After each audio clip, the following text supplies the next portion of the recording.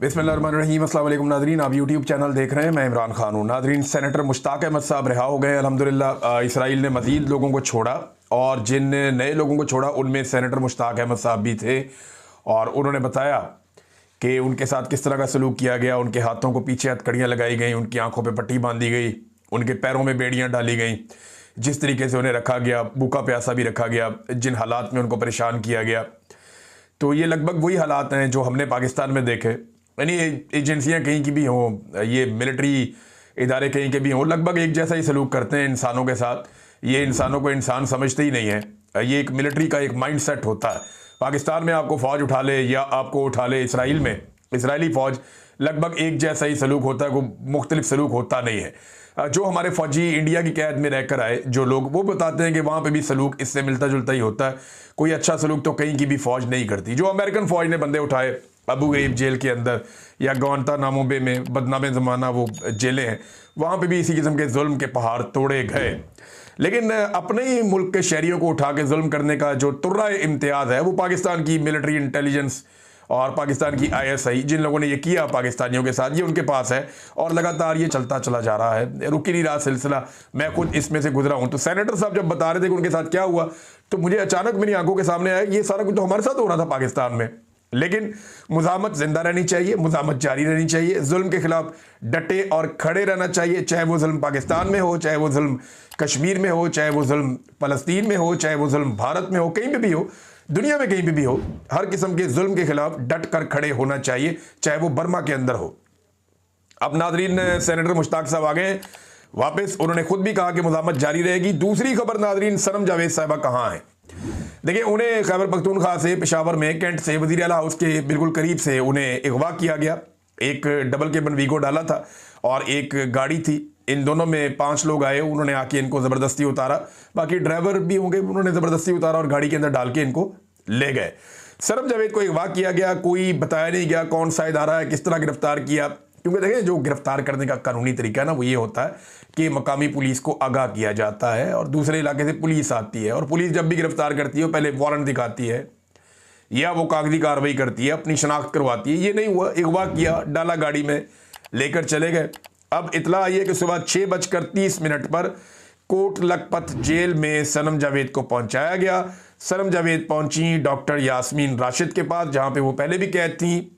तो डॉक्टर यास्मीन राशिद साहिबा ने जब जेल के अंदर ट्रायल हो रहा था तो वहां पे कंफर्म किया कि सनम जावेद को यहां पे लाया गया था। तो अब वहां पे क्योंकि बाकी लोग भी मौजूद थे ना, वकला वगैरह भी गए, तो उन्होंने बताया बिल्कुल सनम जावेद को सुबह लेकर आए 6:30 बजे। रात के इंटरवल करवाते रहे ना, पहले इन्होंने ये किया होगा ना कि वहां पर कहीं रखा होगा पेशावर में किसी एरिया में, फिर मामला महफूज बना के गाड़ियां चेंज करके वहां से निकाला होगा। ये ऐसे ही करते हैं। तो फिर पहुंचा दिया कोट लखपत जेल में, वहां पे हवाले कर दिया जेल की इंतजामिया के। बहरहाल ये मुखबरी कैसे हुई, किस तरह हुई, ये तो कोई इन्वेस्टिगेट करेगा नहीं। गंडापुर साहब जो है वो गोंगलुओं से मट्टी झाड़ रहे हैं कि जनाब ये हो गया तो वो हो गया। वैसे उन्हें शर्म आनी चाहिए। कैसे शर्म क्यों आए गंडापुर को? गंडापुर तो खुद भी अगवा हो जाते हैं। 2 मरतबा ऐसा हुआ कि यही एक सूबे का वज़ीर आला 2 मरतबा गायब हो गया था। इनके भाई, रिश्तेदार, दोस्त, अहबाब सारे इनको ढूंढते फिरते थे, मुझे फ़ोन कॉल कर रहे थे कि आप बताएं कि कहाँ है, अपने सोर्सेज से अपने तौर पे आप पता करें। मैंने बताया, मैंने कहा जी ये वापस आ जाएगा। जो मेरी इन्फॉर्मेशन है उसके मुताबिक वो एक महफूज जगह पे पहुंचाया गया है और उसके बाद वो फिर वापस भी आ गया गंडापुर। लेकिन उसने इस बारे में बात नहीं की। गंडापुर ने कभी इस बारे में बात नहीं की कि उन्हें कौन सी एजेंसी ने कितनी देर के लिए कहाँ पे अगवा करके रखा, बल्कि उन्होंने कहानियां पहाड़ चढ़ने वाली सुना दी जिन्हें लोग मानते नहीं है। अब सनम जावेद अकेली नहीं है, मैं पहले ही गंडापुर को बता देता हूँ, और बंदे भी उठाए जाएंगे खैबर पख्तूनख्वा से और उसकी तैयारी कर दी गई है। खैबर पख्तूनख्वा से एक और आदमी जिसको टारगेट किया जाएगा वो मुसद्दिक अब्बासी साहब हैं। मुसद्दिक अब्बासी साहब को अब गिरफ्तार करने की कोशिश की जा रही है। खैबर पख्तूनख्वा में ही वो मौजूद हैं। इमरान खान साहब के बड़े वफादार साथी हैं ब्रिगेडियर मुसद्दिक अब्बासी। और ये यहाँ पे पंजाब में जब इमरान खान साहब की हुकूमत थी तो ये एंटी करप्शन के जरिए से करप्शन को कंट्रोल करने के लिए इमरान खान साहब ने इनकी ड्यूटी लगाई हुई थी। यही ड्यूटी ये खैबर पख्तूनख्वा में सरंजाम दे रहे हैं। मगर अली अमीन गंडापुर साहब को कोई ज़्यादा ये पसंद नहीं है, इस बात का मुझे आइडिया है। तो अब मुसद्दिक अब्बासी साहब को पकड़ने के लिए वहाँ पे एजेंसियाँ मुतहर्रिक हैं और ये अगला टारगेट है जो वहाँ पे पकड़ा जाएगा खैबर पख्तूनख्वा में। नाज़रीन, मैंने आपको पिछले वीलॉग में कुछ लड़कों की ऑडियो सुनाई थी जिनको टॉर्चर किया गया इस्लामाबाद में पुलिस की जानिब से, उनको पकड़ा गया। सिर्फ इस बुनियाद पे उनके आईडी कार्ड चेक किए, उनकी शनाख्त हुई, पता चला कि ये कश्मीर से हैं। उन्हें उठा लिया गया, लेकर गए थाने में, उनको बदतरीन तशद्दुद का निशाना बनाया। वो पूछते रहे हमें क्यों मार रहे हो, तो उन्हें कहा गया कि आपके कश्मीरियों ने क्योंकि इस्लामाबाद पुलिस के ऊपर तशद्दुद किया, हमारे लोग अस्पताल में इलाज करवा रहे हैं, तो हम गुस्से के तौर पर आपको मार रहे हैं, तुम बोलो कश्मीर मुर्दाबाद। उन्होंने इनकार कर दिया। उन्होंने कहा जी हम क्यों बोले, तो इस पे उनको काफी तशद्दुद का निशाना बनाया गया, मां बहन की गालियां भी दी गई। अब वो नौजवान जो है मंजर आम पे आ गए हैं। उन्होंने अपनी बाकायदा एक वीडियो बनाकर भी डलवा दी है सोशल मीडिया पे। मैंने आपको पिछले वीलॉग में उनकी ऑडियो सुनवाई थी, आप ये उनकी तस्वीर देख सकते हैं। ये वो नौजवान है जिनके ऊपर बदतरीन तशद्दुद किया गया। अहमद फरहाद साहब ने इनकी वीडियो लगाई है सोशल मीडिया पे और ये बता रहे हैं कि इनके साथ सिर्फ इस बुनियाद पर कि ये कश्मीरी हैं बदतरीन सलूक किया गया। ना सिर्फ बदतरीन सलूक किया गया, ये सिर्फ एयरपोर्ट तक अपने भाई को छोड़ने के लिए गए थे, बल्कि उन्हें यह भी मजबूर किया गया कि तुम कश्मीर मुर्दाबाद का नारा लगाओ, जो इंतहाई अफसोसनाक है। नाज़रीन, इसके अलावा 50 अफराद का नाम नो फ्लाई लिस्ट में डाल दिया गया। ये डॉन के एक सीनियर जर्नलिस्ट हैं, उन्होंने इसका दावा किया कि 50 अफराद हैं जो अवामी जॉइंट एक्शन कमेटी के हैं, उनका नाम नो फ्लाई लिस्ट में डाल दिया गया। जबकि 200 अफराद की लिस्टें तैयार की गई, इनको पकड़ लिया जाएगा तो ये सारे काबू आ जाएंगे। तो ये एस्टेब्लिशमेंट एक मरतबा फिर ये खेल खेल कर देख ले, क्योंकि जो अवामी एक्शन कमेटी के नुमाइंदगान हैं उन्होंने अवाम में खड़े होकर बताया कि कौन से ब्रिगेडियर फाइक गालिबन नाम है, कि उसके साथ हमारी क्या बातचीत हुई। उसने कहा जी मैं नया आया हूँ, मैं चीज़ें हल करवाने की कोशिश करता हूँ, आप लोगों के साथ ज्यादती हो रही है। कहते लेकिन फिर हमें धोखा दिया गया, हमें रॉ का एजेंट डिक्लेयर किया गया, फिर हमारे साथ जुल्म किया गया, मुकदमात अलग दर्ज किए गए, लोग अलग कत्ल किए गए, ताकत का इस्तेमाल किया गया, मुज़ाकरात में बार बार धोखा दिया गया, फिर ये भी झूठ बोला गया कि जनाब ज़्यादा मुतालबात मान लिए गए हैं तो बात ख़त्म की जाए, हालांकि कोई मुतालबा हमारा माना नहीं गया था। बिलाखिर अवामी ताकत से उन्होंने अपने मुतालबात मनवा लिए और अब वो ये कहते हैं कि अगर इन मुतालबात के ऊपर अमल दरामद ना हुआ, इन चीज़ों पे अगर अमल दरामद ना हुआ तो फिर हम दोबारा निकल आएंगे। 15 दिन का उन्होंने टाइम दिया हुआ है। 4 तारीख को 3-4 तारीख को इनकी ये गुफ्तो शनीद होकर ये कामयाब हुआ था सारा मामला, और 3 तारीख इसमें मेन तारीख है। 4 आप लगा ले तो फिर भी 20 तारीख तक इस हुकूमत को सब कुछ करना पड़ेगा, वरना ये दोबारा एहतजाज का ऐलान कर देंगे।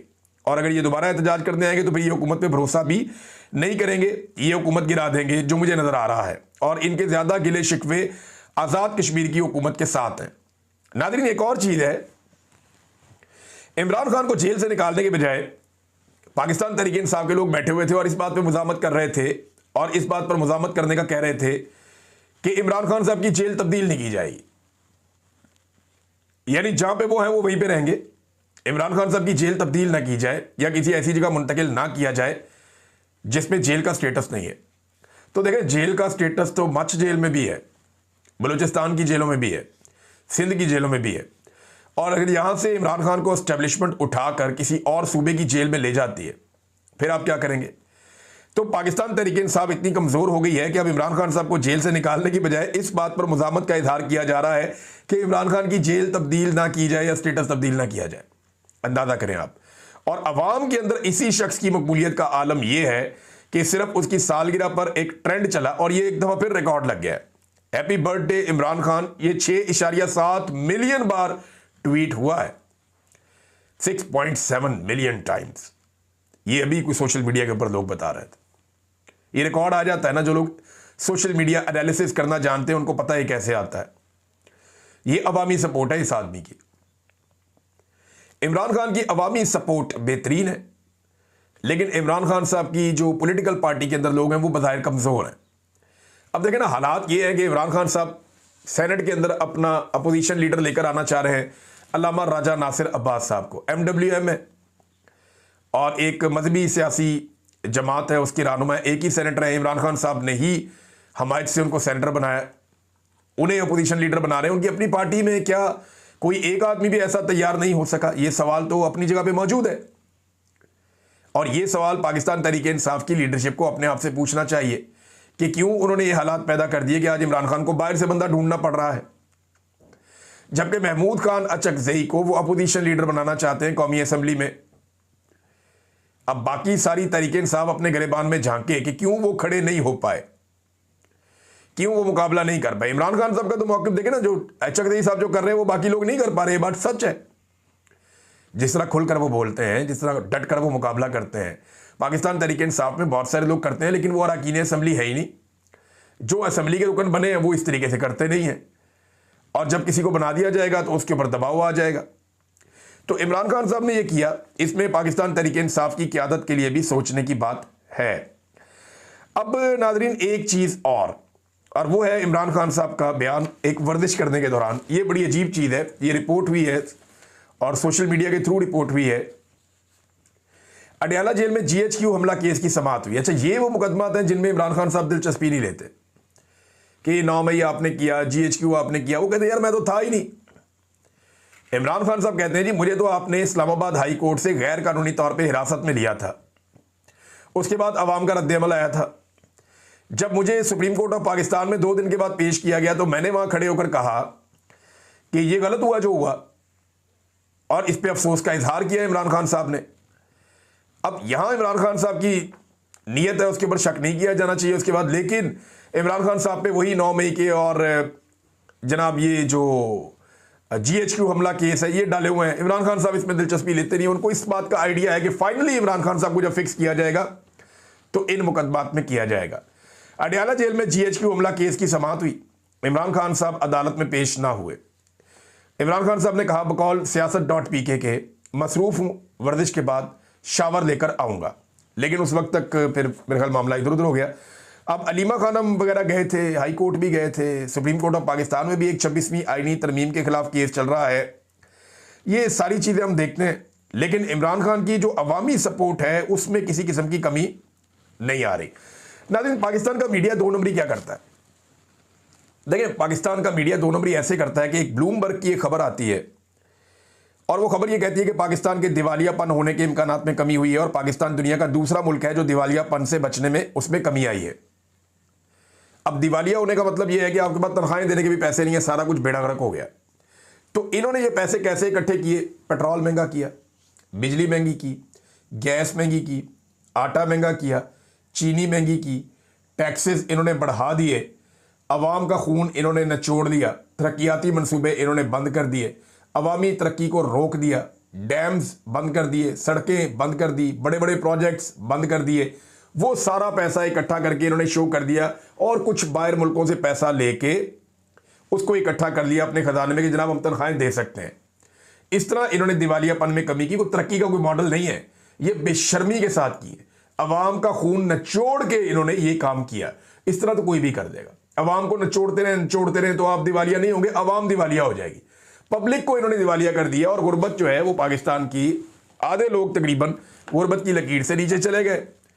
कल लाहौर चैम्बर के सदर को मैं सुन रहा था, वो बेचारा कह रहा था 11 करोड़ से ज़्यादा लोग पाकिस्तान में गरीब हैं, आपकी 70% जो फसलें हैं वो डूब गई, आप कैसे मईशत को संभालेंगे? बेड़ा गर्क हो गया मईशत का। लेकिन इसको पाकिस्तान का मीडिया कैसे चला रहा है इस खबर को?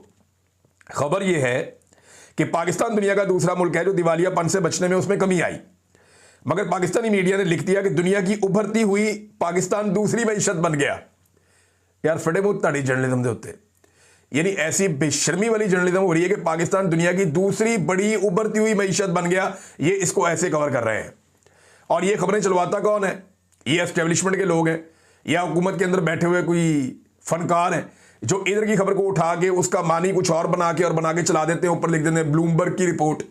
ब्लूमबर्ग की रिपोर्ट पढ़ो, अगर आपको अंग्रेजी आती है तो आप उसके अंदर पढ़ें, आपको समझ आएगी, या गूगल ट्रांसलेटर में डाल दें तो आपको पता चल जाएगा कि जनाब वो क्या कह रहे हैं। लिहाजा ये लोगों को बेवकूफ़ बनाने का सिलसिला इनका जारी है और बहुत सारे लोग हैं बेचारे पीछे लग भी जाते हैं। अब देखें ना, एक के बाद एक इनकी कहानी आती है। मरियम नवाज ने नई कहानी सुना दी, मैं पहली वज़ीर आला हूं इंडिया और पाकिस्तान के पंजाब की। कहती लोग कहते हैं पहली वज़ीर आला हूं मैं इंडिया और पाकिस्तान के पंजाब की। कितनी बड़ी बकवास और कितना बड़ा झूठ है। इंडिया के अंदर राजेंद्र कौर भारतीय पंजाब की वज़ीर आला रह चुकी हैं, वो वहां पे अपोजिशन लीडर भी रह चुकी हैं और वो वोटों के साथ वज़ीर आला बनी थी, बूटों के साथ नहीं बनी थी। वो बूटों के तस्मों के साथ लटक के नहीं आई थी। वहां भारत में जमहूरियत है।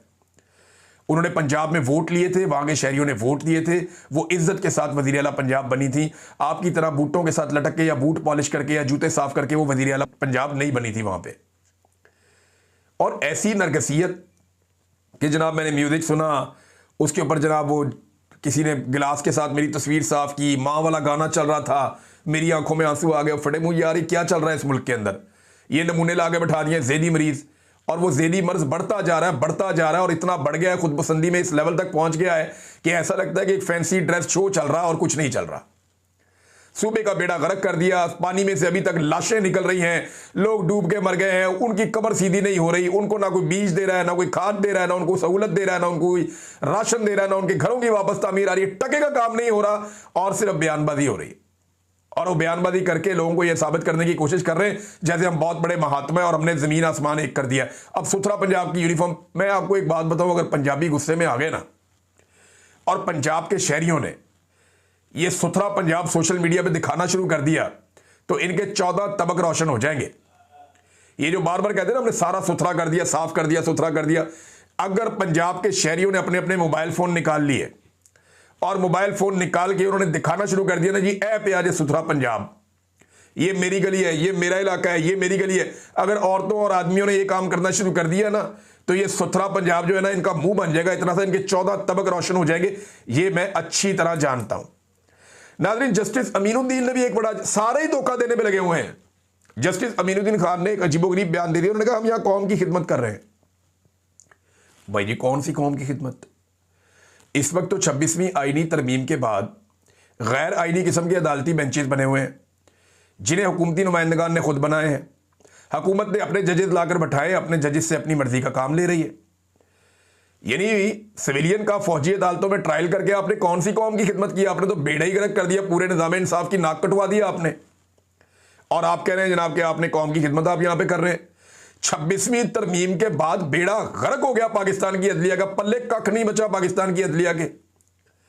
और आज उसका केस लगा हुआ है, तो पाकिस्तान तहरीक इंसाफ के वकला, या जो 26वीं आईनी तरमीम के खिलाफ जो वकला गए, उन्होंने कहा जी आप इसकी लाइव स्ट्रीमिंग दिखाएं, इसको बराह रास्त दिखाएं, पूरी दुनिया को पता चलना चाहिए कि क्या हो रहा है 26वीं आईनी तरमीम वाले केस में। और मजे की बात आप देखें, 26वीं आईनी तरमीम का बेनिफिशियरी कौन है? 26वीं आईनी तरमीम के बेनिफिशियरी यही जज साहिबान है, और यही बैठ के उस तरमीम के खिलाफ जो एक पटिशन आई हुई है वो सुन रहे हैं। और भाई अगर सुननी है तो सारे जज बैठ के सुने ना, फुल कोर्ट के अंदर ये मामला रखा जाए, लेकिन नहीं, वो अब अपनी मर्जी के बेंच के अंदर लगा हुआ है। तो जो नतीजा आना है वो तो हम सब अच्छी तरह जानते हैं, लेकिन चलो पाकिस्तान की तारीख तो बन रही है। नाज़रीन, पाकिस्तान के वज़ीर आज़म ने डोनाल्ड ट्रंप के जिस मुआहदे के ऊपर लब्बैक कहा था, उस मुआहदे के ऊपर तो कोई नहीं मान रहा। और जो हमास के रहनुमा है फौजी बरहूम, उन्होंने एक स्टेटमेंट दिया है कि एक्चुअली वो किस मुआहदे पे काम कर रहे हैं। जो शहबाज शरीफ ने बातें की थी ये वो मुआहदा नहीं है, वो जिस चीज़ पे काम कर रहे हैं वो ये आप देख लीजिए, क्योंकि कल से उनका काम शुरू हो गया मिस्र में। मिस्र में तहरीक का वफद एक मुआहदे की राह में हायल तमाम रुकावटों को दूर करने के लिए काम कर रहा है जो हमारे लोगों की तवक्कुआत पर पूरा उतरे। हम एक ऐसे मुआहदे की तरफ काम कर रहे हैं जो जंगबंदी, काबिल फौज के मुकम्मल इनखला और इमदाद के दाखिले की जमानत देता है। यानी एक तो सारी की सारी इसराइली फौज निकले, दूसरा जितनी इंसानी इमदाद आ रही है वो सारी की सारी फ़लस्तीन में पहुंचे, और नंबर 3 जंगबंदी फौरी तौर पे हो जाए। ये कितनी इंपॉर्टेंट 3 चीज़ें हैं। इनमें 2 चीज़ें ट्रंप के फार्मूला में नहीं है, एक चीज़ है जंगबंदी, बाकी 2 नहीं है। वो हमास कह रही है हम करेंगे। एक अहम मुआहदे के तरफ काम कर रहे हैं जो इमदाद के दाखिले और बेघर अफराद की इनके घरों को वापसी की जमानत देता है कि लोग अपने घरों को वापस आए, नकल मकानी बंद हो जाए और उनको इमदाद दी जाए, अपने घर तामीर करें। हम एक ऐसे मुआहदे की तरफ काम कर रहे हैं जो फ़लस्तीनी टेक्नोक्रेट्स के एक पैनल की निगरानी में तामीर नौ के काम का फौरी आगाज़ की जमानत देता है। यानी जो हुकूमत बनेगी वो फ़लस्तीनी टेक्नोक्रेट्स के ऊपर बनेगी और उनका एक पैनल बनेगा और वो तामीर नौ की निगरानी करेगा गाज़ा की। ये है जनाब हमास की सोच। लेकिन जो डोनाल्ड ट्रंप साहब के नुकात थे जिनसे पाकिस्तान के वज़ीर आज़म शहबाज शरीफ साहब ने तारीफ़ों के पुल बांध दिए थे, ये उन नुकात से मुख्तलिफ है। अब नाज़रीन, एक और चीज़ मैं आपको पढ़ के सुनाता हूँ। ये औरिया मकबूल जान साहब ने एक ट्वीट किया है, इन्होंने एक डाटा शेयर किया और ये डाटा बाकायदा जो है ना यूनाइटेड स्टेट्स से आया हुआ है। और ये एक डाटा है जो बता रहा है कि कितनी फंडिंग जब से इसराइल ने 7 अक्टूबर 2023 से एक भरपूर अटैक किया फ़लस्तीन के ऊपर, और तब से लेकर अब तक फ़लस्तीनी जो हैं वो 70,000 के करीब शहीद हो चुके हैं और उनके 90% मकानात तबाह हो चुके हैं। आज भी 7 तारीख है, तो इसकी याद के अंदर ये इन्फॉर्मेशन जो है वो सारे सोशल मीडिया के ऊपर गर्दिश कर रही है। वो लिखते हैं जी, अमेरिका ने जब से गजा का कत्लेआम शुरू हुआ है इसराइल को 21.7 अरब डॉलर की इमदाद फराहम की है और इस 21.7 अरब डॉलर की इमदाद में से तकरीबन 20 अरब डॉलर डोनाल्ड ट्रंप ने दिए हैं। यानी गुज़िश्ता एक साल में ज्यादा पैसे दिए गए डोनाल्ड ट्रंप के दौर में। मुसलमान बच्चों, औरतों और बूढ़ों के जालिमाना कत्ल के मददगार ट्रंप को नोबेल इनाम देना इंसानियत की तौहीन है। पाकिस्तान अपनी हमायत वापस ले ले। ये मकबूल जान साहब ने कहा कि देखें, जो इतने पैसे दे रहे हैं इसराइल को और इसराइल लगातार कत्लेआम कर रहा है, और ये फौजी इमदाद है, दूसरी नहीं है। इसराइल किसी और को नहीं मार रहा, इसराइल एक्चुअली फ़लस्तीनियों को मार रहा है। तो इस पे उन्होंने एतराज़ किया कि जनाब, ये इतना पैसा आप दे रहे हैं इसराइल को, अमेरिका दे रहा है, डोनाल्ड ट्रंप दे रहे हैं, और उन्हीं को आप नोबेल पीस प्राइज़ के लिए नामजद कर रहे हैं। तो ये कोई बात समझ नहीं आती। लेकिन देखिए, हमें समझ आती है, सारी दुनिया को समझ आती है कि डोनाल्ड ट्रंप एक ताकतवर आदमी है, वो आलमी एस्टेब्लिशमेंट का हेड है। तो पाकिस्तान की एस्टेब्लिशमेंट उन्हें हमेशा खुश रखना चाहती है, और इसीलिए जब आसिम मुनीर की मुलाकात हुई तो फौरी तौर पे उन्होंने तोहफतन डोनाल्ड ट्रंप को नॉमिनेट करने के लिए पाकिस्तान की हुकूमत पे दबाव डाला कि आप फौरी तौर पे नॉमिनेट करें इस आदमी को अमन के नोबेल इनाम के लिए। तो वो कर दिया गया। अब इनके मुकाबले में, डोनाल्ड ट्रंप के मुकाबले में एक खातून है ग्रेटा थनबर्ग। ये खातून जो हैं ये बड़ी मकबूल हैं आजकल, और इनका बड़ा रोला पड़ा हुआ है, और डोनाल्ड ट्रंप इनको लेकर जो है वो बहुत परेशान है। ये स्वीडिश खातून है, स्वीडन की रहने वाली, और ये एक बल्कि आप ये कहें कि एक नौजवान लड़की है। ये 2003 में इसकी पैदाइश हुई, तो 22 साल इनकी उम्र हुई, और ये 16-17 साल की उम्र से बहुत यंग एज से क्लाइमेट चेंज के लिए काम करती चली आ रही है गुज़िश्ता कई सालों से। इनकी कुछ तकारीर भी बड़ी मशहूर हुई दुनिया में, जिनमें एक इन्होंने तकरीर की थी कि हु डेयर यू, ये इन्होंने अमेरिका में की थी, और क्लाइमेट चेंज के ऊपर ज़्यादातर ये काम करती हैं। लेकिन अब ये इंसानी हकूक़ के ऊपर भी काम कर रही हैं। इससे पहले इन्होंने, रशिया ने जब अटैक किया यूक्रेन के ऊपर, तो उस पर इन्होंने काम किया था काफ़ी।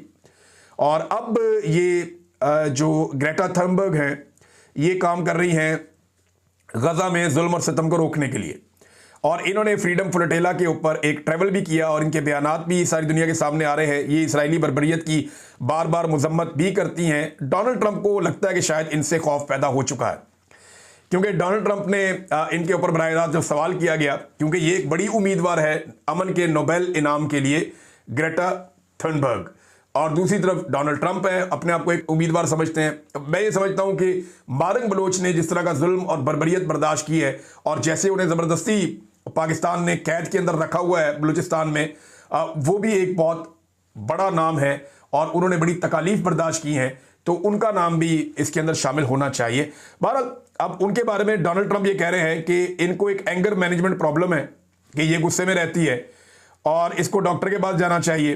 हालांकि इनकी जो ग्रेटा थनबर्ग है, इनकी लाइफ का जो एक अर्ली पार्ट है उसमें बताया जाता है कि इनको कुछ इश्यूज थे, और शायद इसीलिए डोनाल्ड ट्रंप इनको ये इस तरह का जुमला इस्तेमाल कर रहे हैं, इनको डॉक्टर के पास जाना चाहिए।